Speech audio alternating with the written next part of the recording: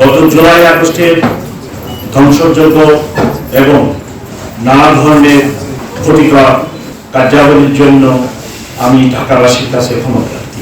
আমরা ঢাকা মেট্রোপলিটন পুলিশের সদস্যবৃন্দ নতুন করে ঢাকাবাসীকে সেবা দেওয়ার জন্য প্রতিজ্ঞাবদ্ধ হয়েছে।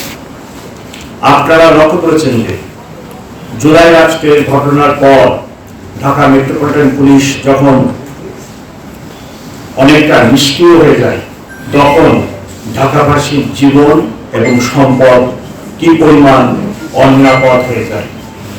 আমি আশ্বস্ত করতে চাই, আমার যারা সহকর্মী আছেন তাদেরকে সঙ্গে নিয়ে এবং আপনাদের সাহায্য সহযোগিতা নিয়ে ঢাকাবাসীর জান ও মালের হেফাজত করে যাব। আমি ইতিমধ্যে আমার সহকর্মী বিন্দুকে শক্ত মেসেজ দিতে সক্ষম হয়েছে যে ঢাকাবাসী সেবা দানের জন্য অনুরূপ কার্পণ্যতা করা যাবে না। আগামী 16 ডিসেম্বর, 25 ডিসেম্বর এবং ইংরেজি নববর্ষকে কেন্দ্র করে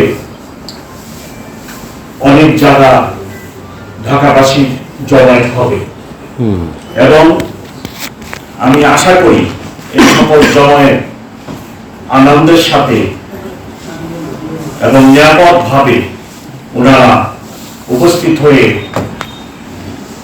এই দিনগুলি উদযাপন করবে। এখন পর্যন্ত এই সকল অনুষ্ঠানের জন্য নিরাপত্তার কোনো ঘাটতি নেই এবং কোনো আশঙ্কা নেই বলে আমি মনে করি। কয়েকটা আন্দোলনে অতীতে হেলমেট বাহিনী সাংবাদিকদের উপর হামলা করছিল এবং এই ঘটনায় কয়েকটা মামলা হয়েছিল। সেই মামলাগুলোর তদন্ত সুরাহা সেই যুগ হেলমেট বাহিনীর যুগের অবসান ঘটেছে।